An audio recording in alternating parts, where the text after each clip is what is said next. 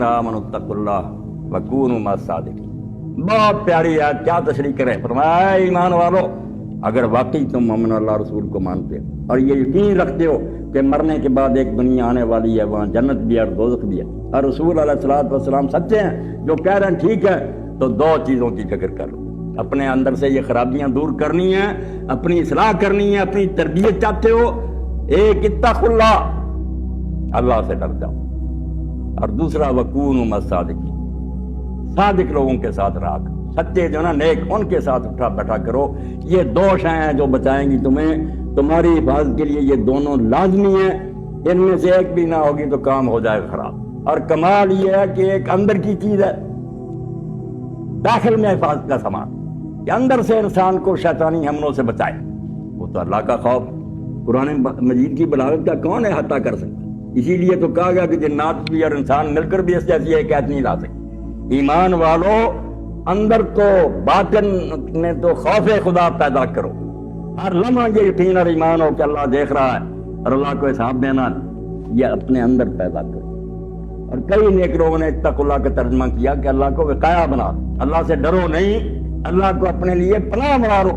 جب گناہ کا خیال آئے یا برے کام کا ارادہ پیدا ہو، فوراً ڈال کے طور پر اللہ کو سامنے کر دو۔ کیا کرنے لگا؟ اللہ سامنے کھڑا ہو جائے، اللہ کا خیال آ جائے، تم بچ جاؤ، اللہ کو بطور ڈھال استعمال کرو کہ برائیوں کے مقابلے میں اللہ کا خیال۔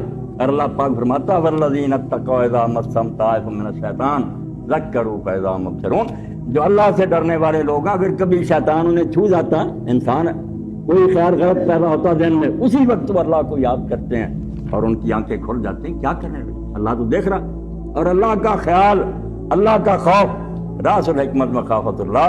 اللہ کے رسول علیہ السلام فرماتے ہیں ساری حکمت، ساری دانائی کی جڑ کیا ہے؟ کہ اللہ کا خوف انسان کے جڑ۔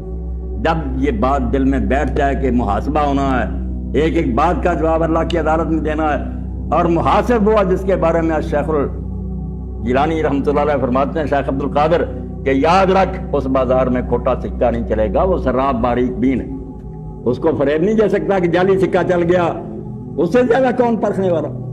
وہ تو نیکیوں کی طے کو جانتا کہ کس نیت سے کی ہیں، اس لیے بچ جا، وہاں فریب نہیں چلے گا۔ فرمایا اتقوا اللہ، اللہ سے ڈر جا۔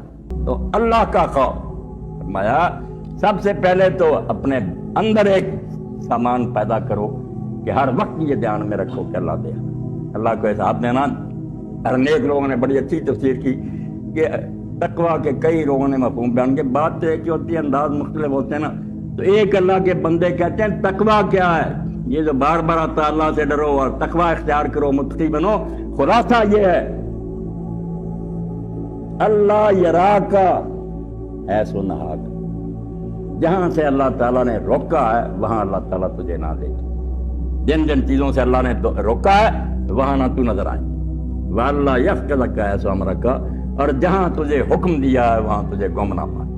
بس اتنا ہی کہ جن چیزوں کا حکم ہے تجھے وہاں ہونا چاہیے، وہ کر رہا ہو تو، اور جن چیزوں سے روکا ہے بچ رہا۔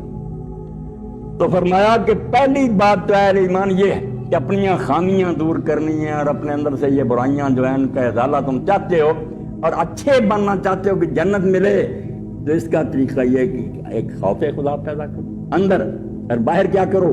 وَكُونُوا مَعَ الصَّادِقِينَ۔ یہ ہے کون مع الصادقین کا ایک چھوٹا سا نمونہ کہ ایسی صحبت اختیار کرو، ایسے ساتھی ڈھونڈو، ایسے رفیق تلاش کرو جن کے ساتھ اٹھنے بہنے سے اگر تم کمزور بھی ہوگے تو تمہیں سہارا ملے گا۔ قافلہ چل رہا ہے، کوئی مسافر تھک بھی گیا، دوسرا اس کا ہاتھ پکڑے گا، اس کو جرأت دلائے گا کہ یار تھوڑی منزل ہے، چارہ کرو، لے جائیں گے، ورنہ بڑے بڑے جو ہیں ہمت ہار کر بیٹھ جائیں گے۔ تو کونوا مع الصادقین، یہ صحبت جو ہے کہ اچھے ساتھی تلاش کرو، باہر میں اس کا انتظام کرو، اندر خوف خدا پیدا کرو، باہر اچھے ساتھی ڈھونڈو، ان کے ساتھ رابطہ کرو، ان کے ساتھ مل جاؤ، ان سے خط و کتابت کرتے رہو، ملاقاتیں کرو، اپنی کمزوریاں ان کو بتاؤ، ان سے رہنمائی لو، انشاءاللہ راستہ جو ہے نا آسانی سے طے ہو جائے۔ یہ جنت کی طرف جو جا رہا نا راستہ، اللہ پاک نے اس کے لیے فرمایا دو سامان ضروری ہیں زیادہ راہ، ایک اللہ کا خوف، دوسرے اچھے ساتھی۔